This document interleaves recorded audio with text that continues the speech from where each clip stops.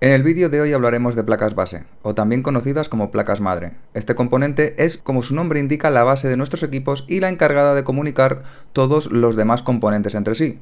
Así que hoy veremos todos los aspectos a tener en cuenta para saber cuál elegir correctamente sin tirar nuestro dinero a la basura. Lo primero que tenemos que tener claro es qué procesador vamos a montar en nuestro equipo. Si todavía no lo has elegido o no lo tienes claro, no te preocupes, porque tendrás un vídeo a tu disposición en este canal para saber cuál necesitas y todos los aspectos a tener en cuenta sobre este componente. Te dejaré una tarjeta para que puedas ir a verlo y también un link en la descripción. Si ya hemos elegido nuestro procesador, nos centraremos en averiguar qué placa base necesitamos en función de nuestras necesidades. En primer lugar, hablaremos de los tamaños de las placas base, o también conocido como factor de forma. En la actualidad existen tres tamaños que son el ATX, Micro ATX y Mini ITX. Estos factores de forma son a tener en cuenta en función del gabinete o caja donde montaremos el hardware, para evitar problemas en su montaje. También tienes que tener en cuenta que a menor tamaño de la placa base, más limitaciones tanto en conectividad como en características va a tener la placa base. Por ejemplo, con las placas bases Mini ITX solo dispones de 2 zócalos de memoria RAM, limitando así su ampliación en un futuro. Ahora le toca el turno al socket, que es el zócalo donde se instala el procesador. Este determinará qué procesador podemos instalar y no se puede modificar para instalar otros a los que no se diseñó específicamente. Básicamente tenemos socket para procesadores tanto de Intel como de AMD.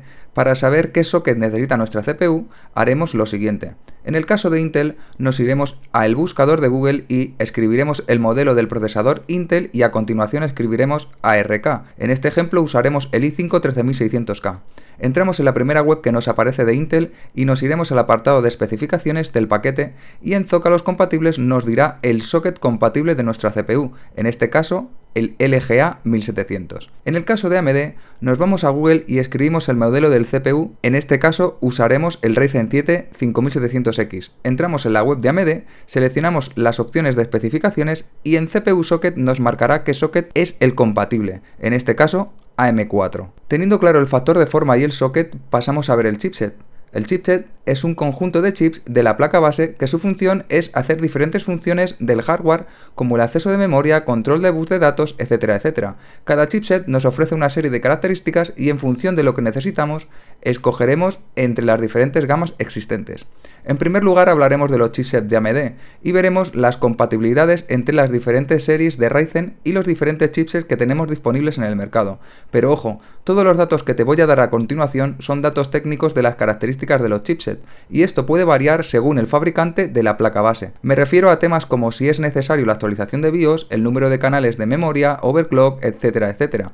Así que mucho ojo a la hora de adquirir nuestra placa base y siempre consultar todos los datos directamente en la página oficial del fabricante de la placa base o, si la compramos de segunda mano, preguntar siempre todas las dudas que tengamos antes de adquirir nuestra placa base. Hablaré brevemente de los chipsets que encontramos en el socket AM5, que son destinados para los procesadores de AMD Ryzen de la serie 7000.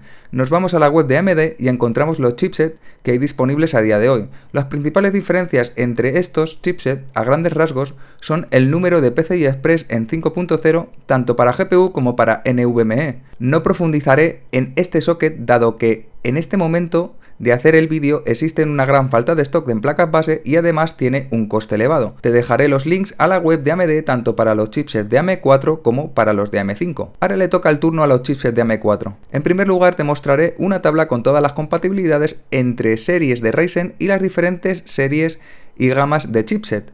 También los podrás consultar en el link de la página web de AMD que te dejaré en la descripción. En esta tabla encontraremos en la parte izquierda toda la serie de procesadores de Ryzen desde la serie Ryzen 1000 hasta la serie 5000 que son las placas con socket de AM4 y arriba los tipos de chipset disponibles que podemos encontrar en el mercado y el año en el que salieron a la venta. Teniendo en cuenta esta tabla, lo primero que tengo que decir es que jamás una placa fabricada antes que un procesador va a tener compatibilidad con un procesador nuevo sin una actualización de BIOS.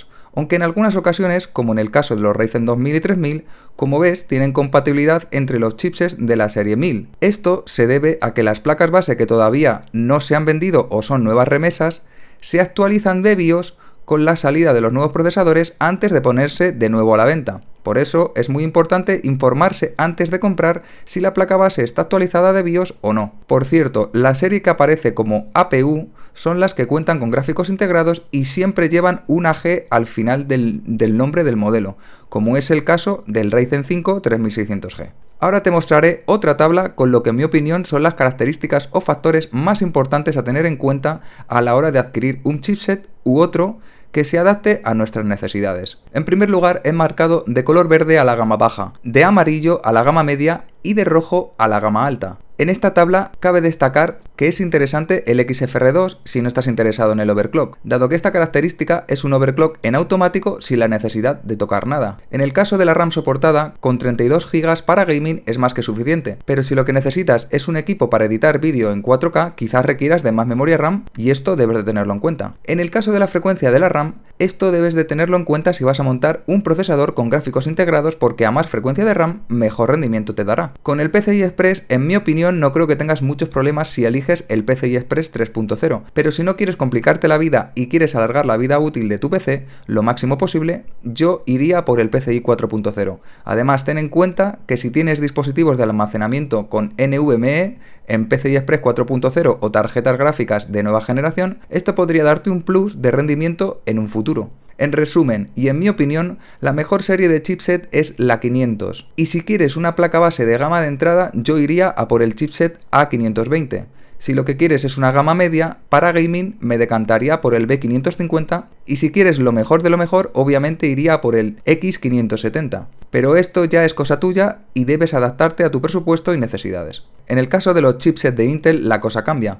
Mientras que en AMD desde la serie 1000 a la 5000 han sido usados los mismos sockets y ahora con la serie 7000 han cambiado el socket, en Intel es justo al revés. Cada 2 generaciones más o menos cambian el socket y ahora del paso de duodécima a decimotercera serán compatibles con el mismo socket, que en este caso es el LGA 1700. Este socket utiliza la serie 600 de chipset. Para no hacer este vídeo eterno te mostraré los chipsets más utilizados y que suelen ser categorizados de la siguiente manera. Con la letra H la gama baja, con la letra B la gama media y con la letra Z la gama alta. Los categorizamos así para estar más familiarizados con ellos, pero esto es orientativo. Ahora te mostraré una tabla con las diferentes gamas de chipset de cada generación de procesadores, empezando por la serie 100 de chipset hasta la serie 600. En la serie 100 encontramos la sexta generación de procesadores y compatibles con séptima generación con actualización de BIOS. En primer lugar está el H110, que es gama de entrada, el B150, que es gama media, después encontraremos el H170, que es como una mejora del H110 y está entre gama media y gama alta, y el Z170 como gama alta. En la serie 200 está la generación séptima y compatibles con la sexta generación. Encontramos el B250, el H270 y el Z270. En la serie 300 se encuentra la octava generación con el chipset H310, el chipset B365, el H370, el Z370 y el Z390. Tenemos compatibilidad con novena generación mediante actualización de BIOS, a excepción de la Z390, este no es compatible. En la serie 400 tenemos la décima generación con el H410, B460, H470 y Z490. Tendremos compatibilidad con la undécima generación mediante actualización de BIOS, a excepción de la H410 y B460. Estos no tienen compatibilidad. En la serie 500 tenemos la undécima generación con la H510, B560, H570 y Z590. Esta tienen compatibilidad con la décima generación. En la serie 600 tenemos la duodécima generación con H610, B660, H670 y Z690. Estos tienen compatibilidad con la decimotercera generación mediante la actualización de BIOS. También acaba de salir al mercado la serie 700 de chipset, pero solo están disponible el Z790 para decimotercera generación a día de la grabación de este vídeo. También es compatible con duodécima generación. Además, mucho cuidado si vas a montar procesadores de duodécima o decimotercera generación, ya que estos pueden usar tanto DDR4 como DDR5 en memoria RAM, y según el fabricante pueden existir varios modelos del mismo chipset, tanto para DDR4 como para DDR5. Estos son los factores más a tener en cuenta a la hora de elegir una placa base. Os dejaré algunos ejemplos de placas bases interesantes para que podáis echarles un vistazo. Nada más. Espero que os haya servido de ayuda. Recordad que podéis suscribiros, darle like y activar la campanita de notificaciones, y nos vemos en el siguiente vídeo.